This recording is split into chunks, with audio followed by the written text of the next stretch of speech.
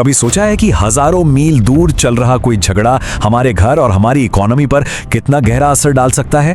आज हम यही समझने वाले हैं।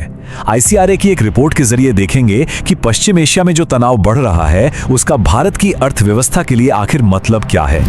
जरा इस तस्वीर को देखिए।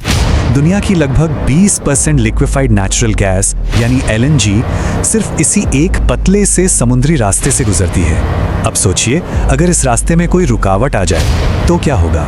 बस यहीं से हमारी आज की कहानी शुरू होती है। तो ये जो पूरी इकोनॉमिक चेन रिएक्शन है, इसकी शुरुआत कहाँ से होती है? पश्चिम एशिया के एक जियोपॉलिटिकल फ्लैश पॉइंट से।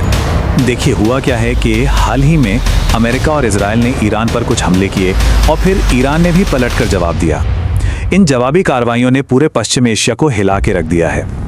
ईरान ने अपने जवाब में जरूरी इंफ्रास्ट्रक्चर और व्यापार के रास्तों को निशाना बनाया, जिससे हालात और भी ज्यादा तनावपूर्ण हो गए हैं। चलिए आगे बढ़ते हैं और देखते हैं कि ये लड़ाई कैसे धीरे धीरे एक ग्लोबल एनर्जी संकट, मतलब पूरी दुनिया के लिए ऊर्जा संकट का रूप ले रही है।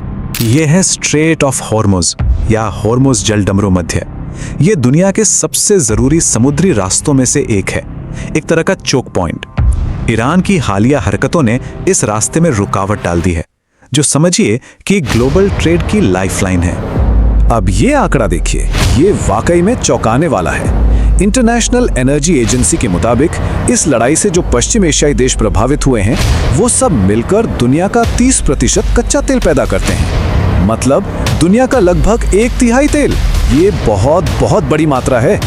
और उस 30% का एक बहुत बड़ा हिस्सा इसी रास्ते से होकर जाता है।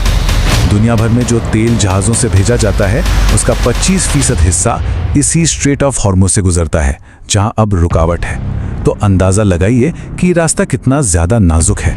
और अब देखिए कि ये बात सीधे तौर पर एशिया से कैसे जुड़ती है। इस रास्ते से गुजरने वाली 80% एनर्जी, मतलब तेल और गैस, वो एशिया के लिए ही होती है। मतलब साफ है, एशिया की बड़ी बड़ी इकोनॉमीज, और हाँ, इसमें भारत भी शामिल है, वो सीधे सीधे इस संकट की आग में आ गई हैं।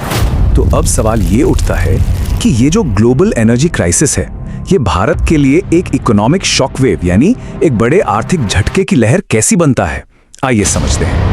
ये चार्ट असल में पूरी कहानी कह रहा है। भारत का लगभग 20.9% इंपोर्ट यानी आयात और 14% एक्सपोर्ट यानी निर्यात पश्चिम एशिया से जुड़ा हुआ है।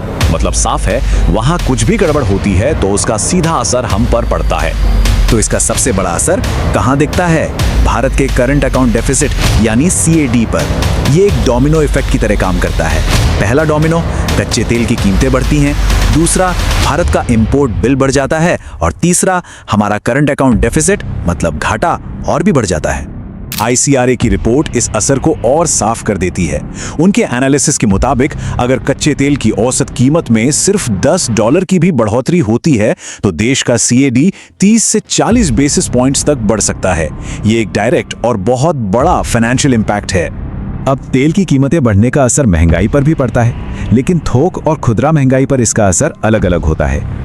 थोक मूल्य सूचकांक यानी WPI में फ्यूल का वजन 10.4% है, जबकि उपभोक्ता मूल्य सूचकांक यानी CPI में ये सिर्फ 6.8% है। बस इसी वजह से जब तेल 10% महंगा होता है तो WPI 80 से 100 बेसिस पॉइंट्स तक उछल जाता है, जबकि CPI पर इसका असर 40 से 60 बेसिस पॉइंट्स का ही रहता है। इस पूरे संकट का बोझ सरकार के खजाने पर भी पड़ता है।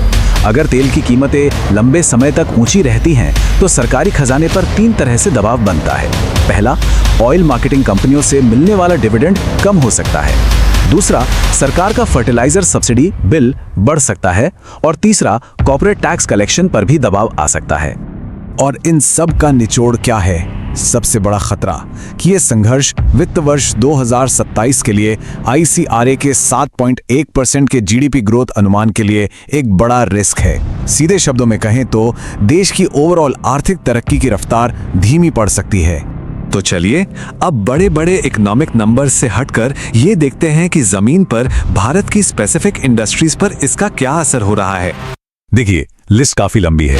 एयरलाइंस, बासमती चावल, सिरामिक टाइल्स, टेक्सटाइल्स, गैस कंपनियां और फर्टिलाइजर्स, ये कुछ ऐसे सेक्टर्स हैं जिन्हें इस लड़ाई की वजह से सीधे मुश्किलों का सामना करना पड़ रहा है। एविएशन सेक्टर पर तो असर तुरंत और बहुत गंभीर हुआ है। ये आंकड़ा देखिए, मार्च 2026 के सिर्फ पहले हफ्ते में भारतीय एयरलाइंस की 1770 फ्लाइट्स कैंसिल हो गई। ये उनकी टोटल इंटरनेशनल फ्लाइट्स का 46% है।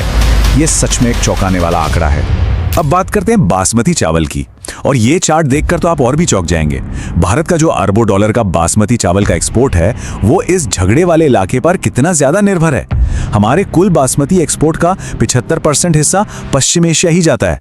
मतलब 3/4 एक्सपोर्ट सिर्फ इसी रीजन पर टिका है। सिरेमिक टाइल बनाने वालों के लिए तो ये दोहरी मार जैसी स्थिति है। एक तरफ समुद्री रास्ते बंद होने से उनका एक्सपोर्ट रेवेन्यू खतरे में है, और दूसरी तरफ गैस की कीमतें बढ़ने से उनका प्रोडक्शन मार्जिन यानी मुनाफा कम हो रहा है। तो अब सवाल है कि इंडिया के लिए आगे क्या? आइए आखिर में ये समझने की कोशिश करते हैं कि आगे का रास्ता कैसा है। तो मुद्दा ये है कि इस बढ़ती अनिश्चितता वाली दुनिया में भारत की अर्थव्यवस्था बाहर से आने वाले ऐसे जियोपॉलिटिकल झटकों को झेलने के लिए आखिर कितनी मजबूत है। ये एक बड़ा सवाल है जो इस पूरे एनालिसिस के बाद हमारे सामने खड़ा होता है।